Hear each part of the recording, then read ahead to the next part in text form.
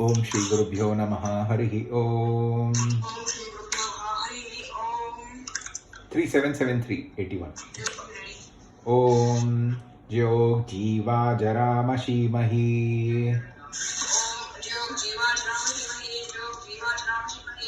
ಇಂದ್ರಶಾಕ್ವರಗಾಯತ್ರೀಂ ಪ್ರಪದ್ಯೆ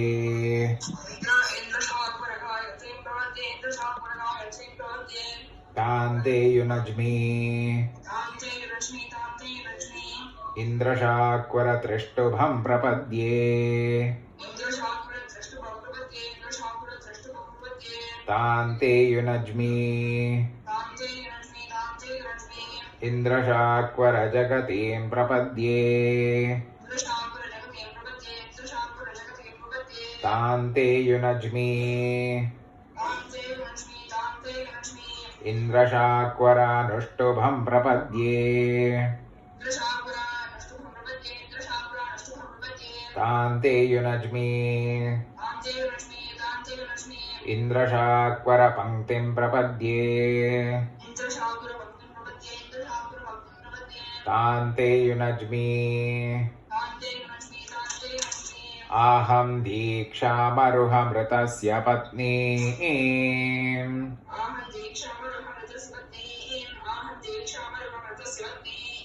ಗಾಯತ್ರೇಣ ಛಂದಸಾ ಬ್ರಹ್ಮಣಾ ಚ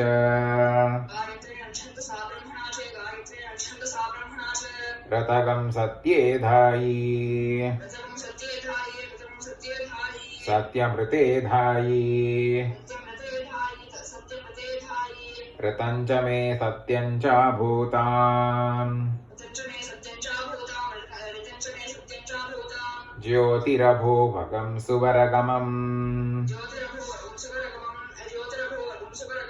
ಸುವರ್ಗಂ ಲೋಕನ್ನಾಕಸ್ಯ ಪೃಷ್ಠಂ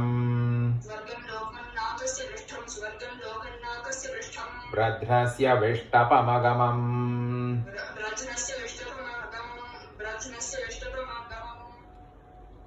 ಬ್ರಧ್ನಸ್ಯ ವಿಷ್ಟಪಮಗಮಂ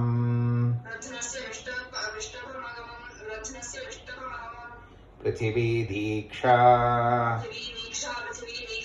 ತಯಾಗ್ನಿರ್ದೀಕ್ಷಯಾ ದೀಕ್ಷಿತಃ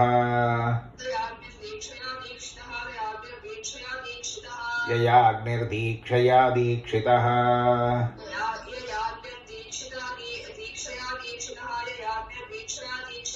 ತಯಾ ಆತ್ವಾ ದೀಕ್ಷಯಾ ದೀಕ್ಷಯಾಮಿ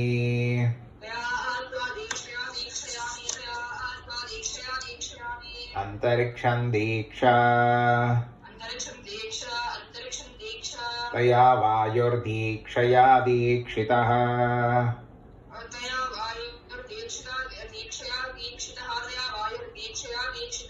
ಯಯಾ ವಾಯುರ್ದೀಕ್ಷಯಾ ದೀಕ್ಷಿತಃ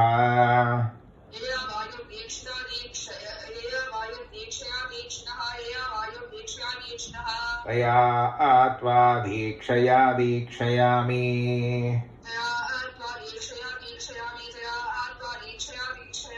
ದ್ಯೌರ್ದೀಕ್ಷಾ ತಯಾದಿತ್ಯೋ ದೀಕ್ಷಯಾ ದೀಕ್ಷಿತಃ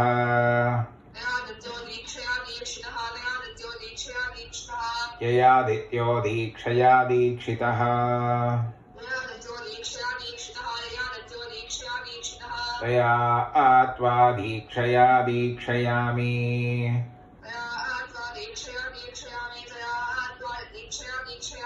ದಿಶೋ ದೀಕ್ಷಾ ತಯಾ ಚಂದ್ರಮಾ ದೀಕ್ಷಯಾ ದೀಕ್ಷಿತಃ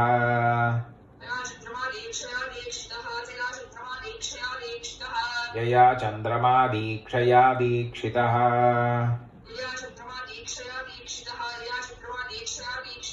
ತಯಾ ಆತ್ವಾ ದೀಕ್ಷಯಾ ದೀಕ್ಷಯಾಮಿ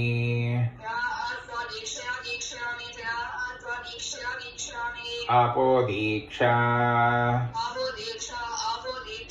ತಯಾ ವರುಣೋ ರಾಜಾ ದೀಕ್ಷಯಾ ದೀಕ್ಷಿತಃ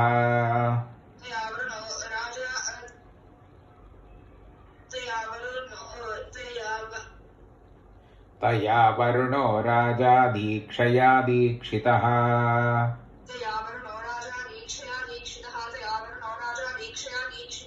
यया वरुणो राजा दीक्षया दीक्षितः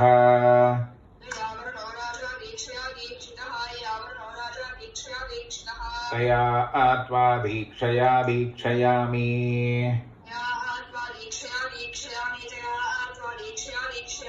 ओषधयो दीक्षा तया सोमो राजा दीक्षया दीक्षितः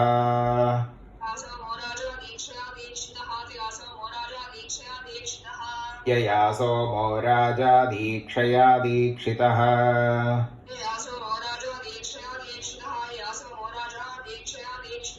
तया आत्वा दीक्षया दीक्षयामि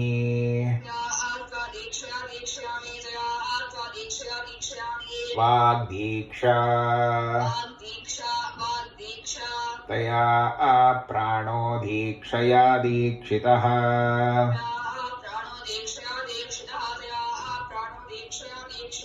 यया प्राणो दीक्षया दीक्षितः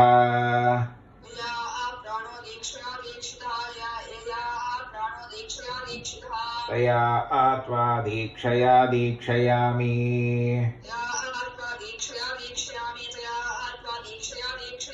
पृथिवी त्वा दीक्षमाणमनुदीक्षताम् अन्तरिक्षं त्वा दीक्षमाणमनुदीक्षताम्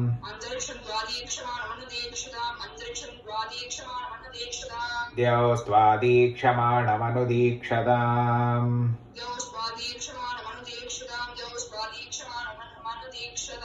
दिशस्त्वा दीक्षमाणमनुदीक्षन्ताम्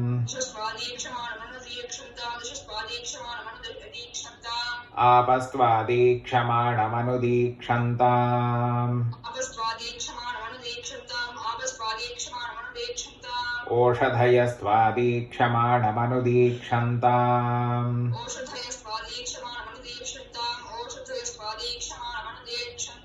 पाक्त्वा दीक्षमाणमनुदीक्षताम् ऋचस्त्वा दीक्षमाणमनुदीक्षन्ताम् सामानित्वा दीक्षमाणमनुदीक्षन्ताम्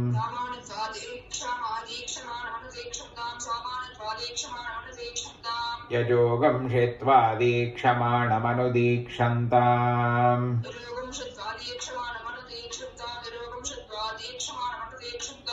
अहश्चरात्रिश्च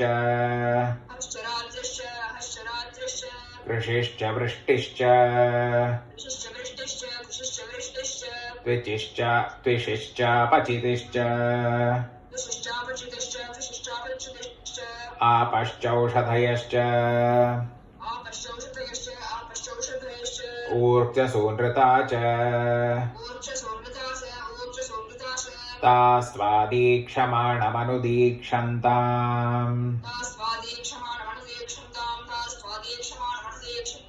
स्वेदक्षेदक्षपिते हसीद देवानागं सुम्नो महतेर्णाय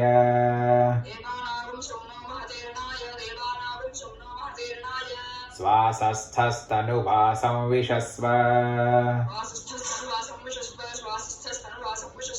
पिते वैधिसूनव आसुषेवः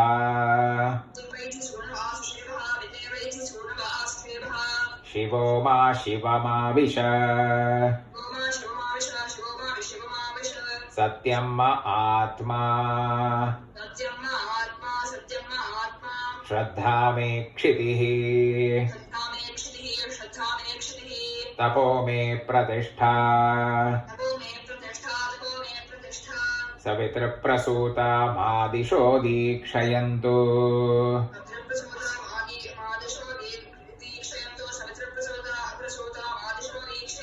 सवितृप्रसूता मादिशो दीक्षयन्तु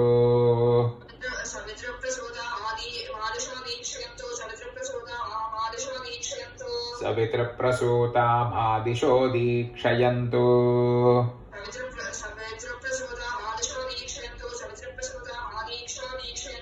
सवितृप्रसूतामादिशो दीक्षयन्तु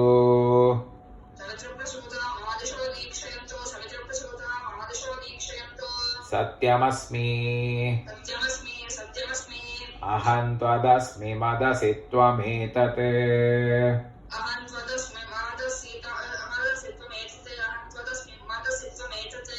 ममासि योनिस्तव योनिरस्मि ममैव सन्वह हव्यान्यग्ने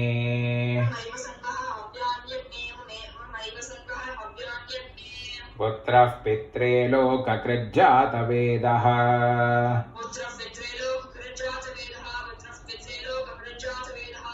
आजुह्वानः सुप्रतीकः पुरस्तात्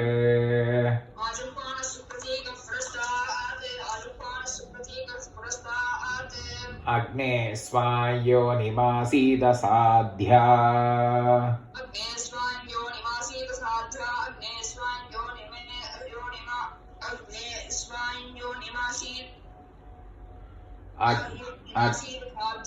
अग्ने स्वायोनिमासीद साध्या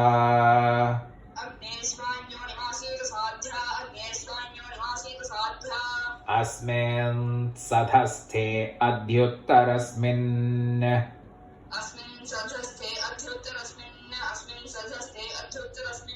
विश्वे देवा यजमानश्च सीदत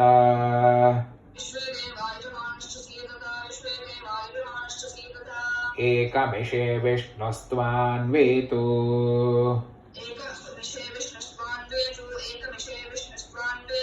द्वे ऊर्जे विष्णुस्त्वान्वेतु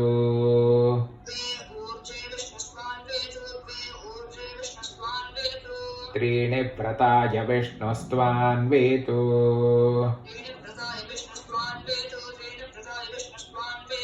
चत्वारि मायो भवाय विष्णुस्त्वान्वेतु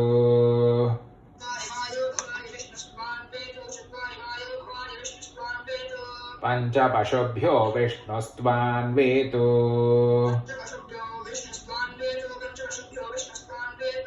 षड्राजस्पोषाय विष्णुस्त्वान्वेतु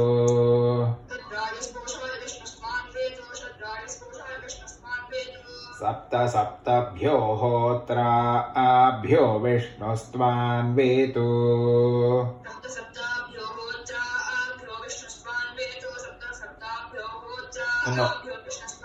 सप्त सप्तभ्यो होत्राभ्यो विष्णुस्त्वान्वेतु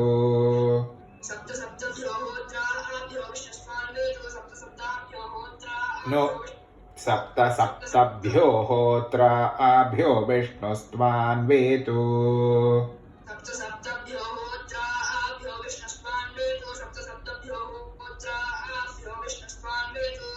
सखायः सप्तपदा अभूमा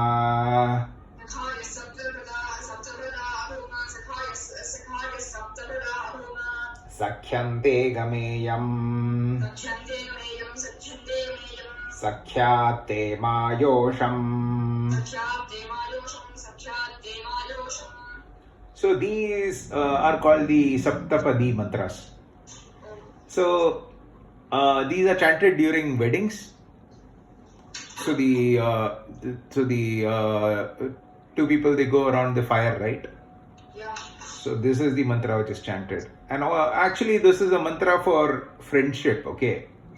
So when like in the Ramayana, when Rama meets Sugriva, right? Yeah. So they also say promise friendship to each other, right? Yeah. So again they have a fire and they walk around the fire and they chant these mantras. So that's why Sakhaya Saptapada Bhuma Sakhyante Gameyam. Okay, it's like Sakha, so it's like a friend. Okay. Yeah, okay. Sakhya Te Mayosham. Sakhya Me Mayo Oshtha.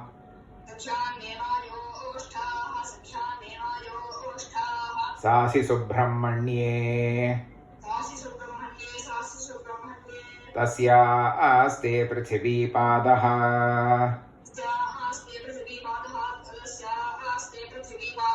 सासि सुब्रह्मण्ये सासि सुब्रह्मण्ये सासि सुब्रह्मण्ये तस्यास्तेऽन्तरिक्षं पादः तस्यास्तेऽन्तरिक्षं पादः तस्यास्तेऽन्तरिक्षं पादः सासि सुब्रह्मण्ये सासि सुब्रह्मण्ये सासि सुब्रह्मण्ये तस्यास्ते द्यौः पादः तस्यास्तेऽद्यौ पादः तस्यास्तेऽद्यौ पादः सासि सुब्रह्मण्ये सासि सुब्रह्मण्ये सासि सुब्रह्मण्ये तस्यास्ते दिशः पादः तस्यास्ते दिशःपादः तस्यास्ते दिशःपादः परोरजास्ते पञ्चमः पादः वरुणरास्ते पञ्चमः पादः वरुणरास्ते पञ्चमः पादः सा नैषमूर्जन् धुक्ष्व सानैषमूर्जन् धुक्ष्व सानैषमूर्जन् धुक्ष्व तेज इन्द्रियम् तेजेन्द्रियम् तेजेन्द्रियम् ब्रह्मवर्चसमन्नाद्यम् ब्रह्मवर्चसमन्नाद्यम् ब्रह्मवर्चसमन्नाद्यम्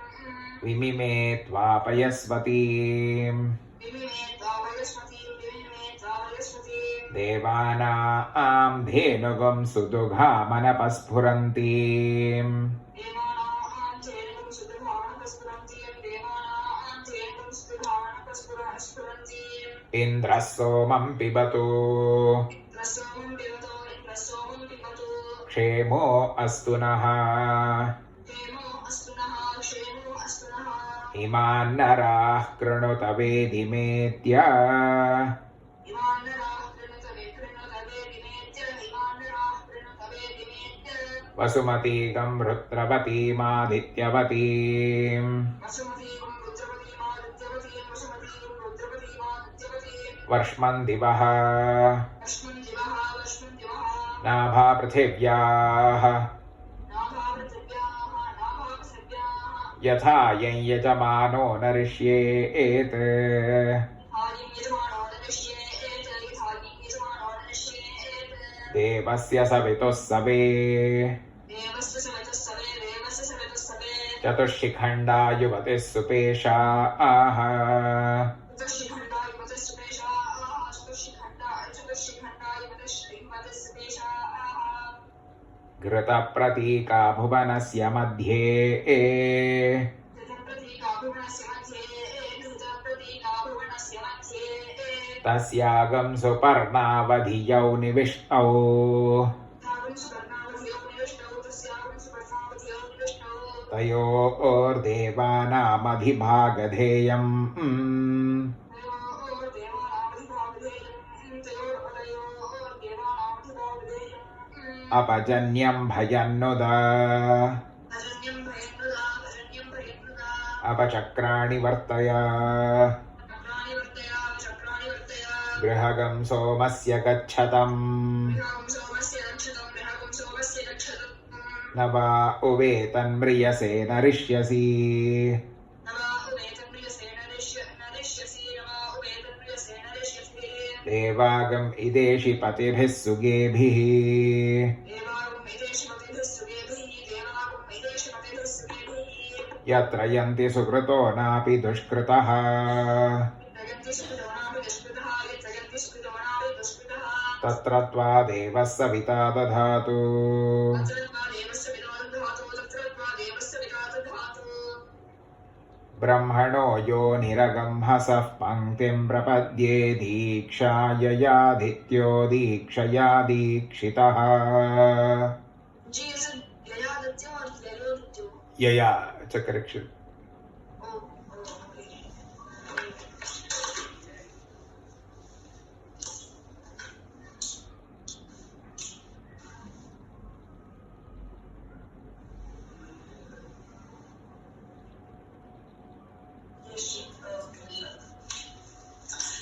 ब्रह्मणो यो निरगुंहसं पङ्क्तिं प्रपद्ये दीक्षाययादित्यो दीक्षया दीक्षितस्तया दीक्षितः ब्रह्मणो यो निरगुंहसं पङ्क्तिं प्रपद्ये दीक्षाययादित्यो दीक्षया दीक्षितः तया त्वा दीक्षया दीक्षयाम्योषधयो दीक्षाद्यौस्त्वा दीक्षमाणमनुदीक्षताम् तया त्वा दीक्षया दीक्षयाम्योषधयो दीक्षाद्यौ स्वा दीक्षमाणमनुदीक्षताम् तया त्वा दीक्षया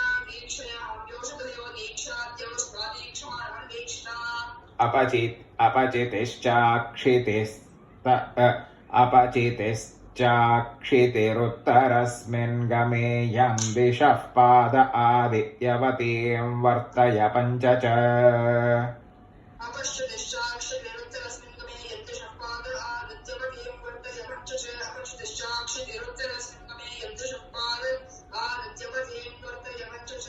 यदस्य पारे रजसः शुक्रं ज्योतिरजायत तन्नः परिषदति द्विषः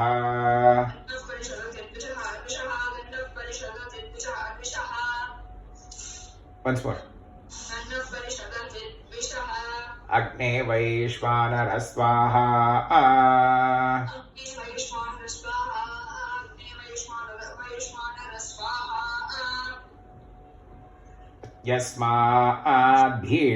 यस्माद्भीषावाशिष्ठाः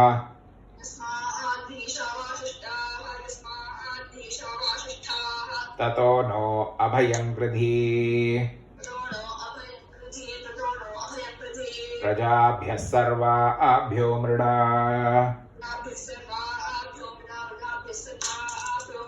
नमो रुद्राय मीढुषे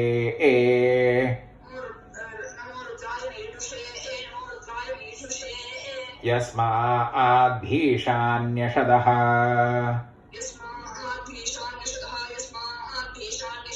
ततो नो अभयं गृधी प्रजाभ्यः सर्वाभ्यो मृडा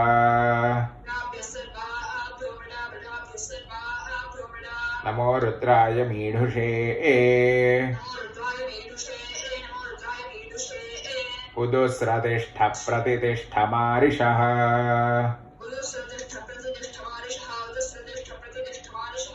मे मयि यज्ञं यजमानं चरीर्षः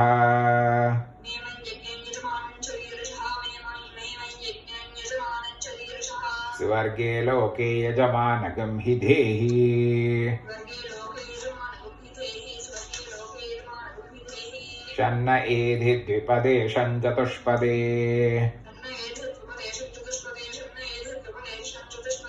यस्माद्भीषा वेपिष्ठाः पलायिष्ठाः समज्ञास्थाः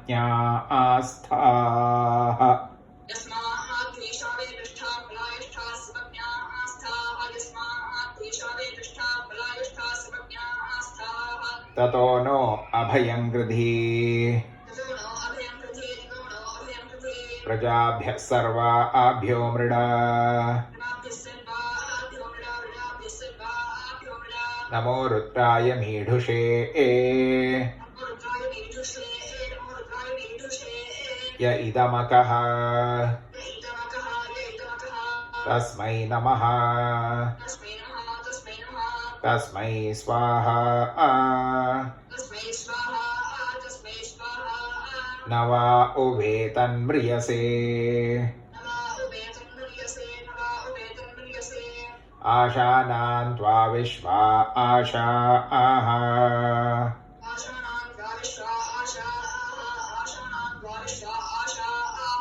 यज्ञस्य हि स्थर्पियौ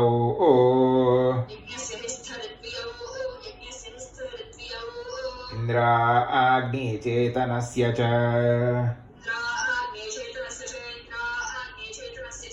हुताहुतस्य तृप्यतम् अहुतस्य हुतस्य च हुतस्य चाहुतस्य च अहुतस्य हुतस्य च इन्द्राग्नि अस्य सोमस्य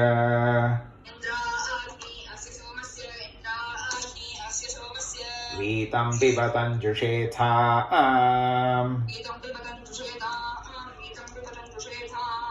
मा यजमानं तमो विदत् मर्त्विजोमो इमाः प्रजाः मा यः सोममिमं पिबात्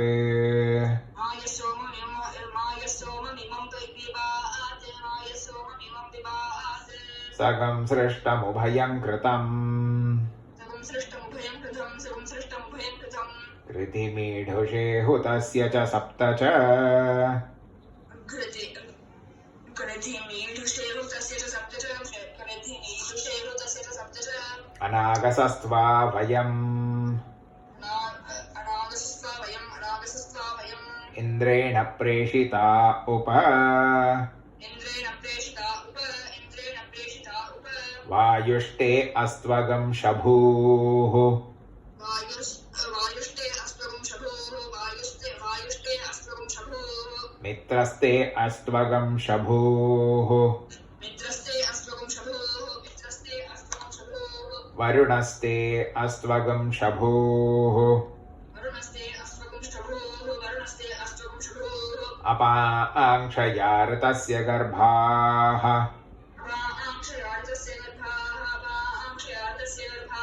भुवनस्य गोपाश्येन अतिथयः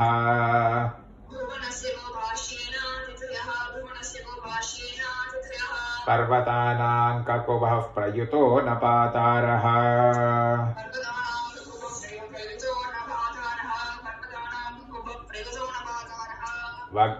वग्नुनेन्द्रगृह्यता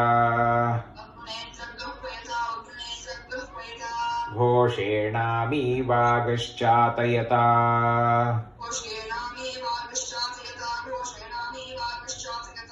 युक्तास्थवहता देवाग्रावाण इन्दुरिन्द्र इत्यवादिषुः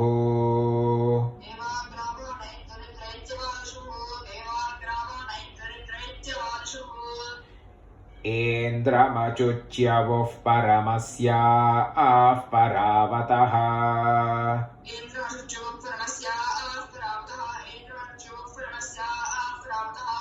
आस्मात् सधस्तात्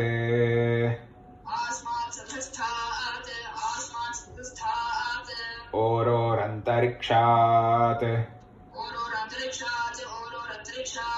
आसुभूतमसुषवुः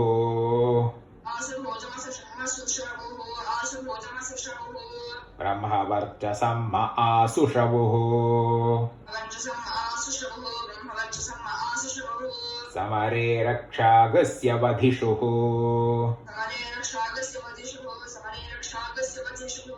अपहतं ब्रह्माज्यस्य ब्रह्मा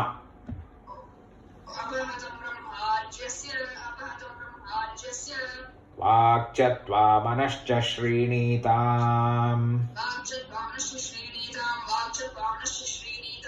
प्राणश्चत्वा पानश्च श्रीणीताम् चक्षुश्चत्वा श्रोत्रं च श्रीणीताम्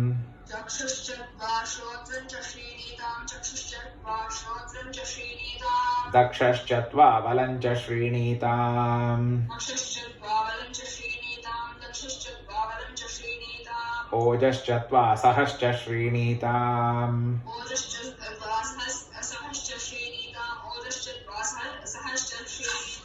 आयुश्चत्वा जरा च श्रीणीताम्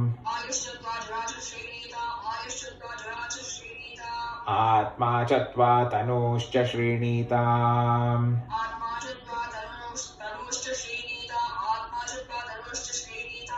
श्रुतोऽसि श्रुतं कृतः श्रुतायत्वा श्रुतेभ्यस्त्वा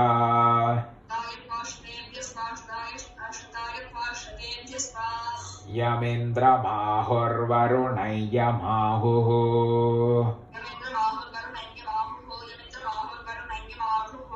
यं मित्रमाहुर्यमु सत्यमाहुः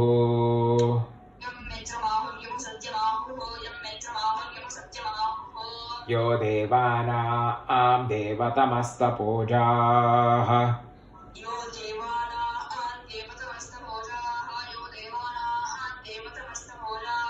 तस्मै त्वा तेभ्यस्त्वा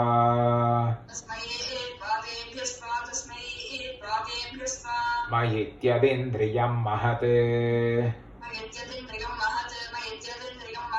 मयि दक्षो मयि क्रतुः मयि दक्षो मयि क्रतुः मयि दक्षो मयि क्रतुः मयि धायि सुवीर्यम् मयि धायि सुवीर्यम् मयि धायि सुवीर्यम् त्रिशुग्घर्मो विभातु मे त्रिशुग्घर्मो विभातु मे त्रिशुग्घर्मो विभातु मे आकूत्या मनसा सह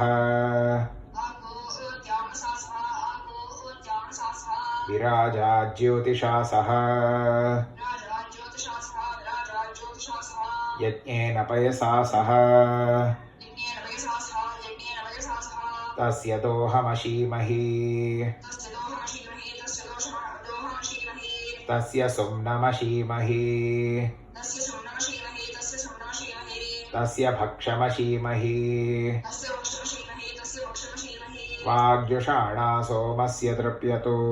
वाग्जुषाणा सोमस्य तृप्यतो वाग्जुषाणा सोमस्य तृप्यतो मित्रो जनान् प्रसमित्र जनान् प्रसमित्र यस्मान्न जातः परो अन्यो अस्ति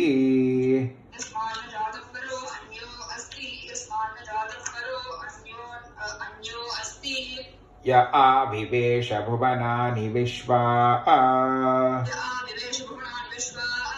विवेश भुवनानि विश्वा प्रजापतिः प्रजया संविधानः प्रजापति प्रजया संविधानः त्रीणि ज्योतिगंषि स च ते स षोडशी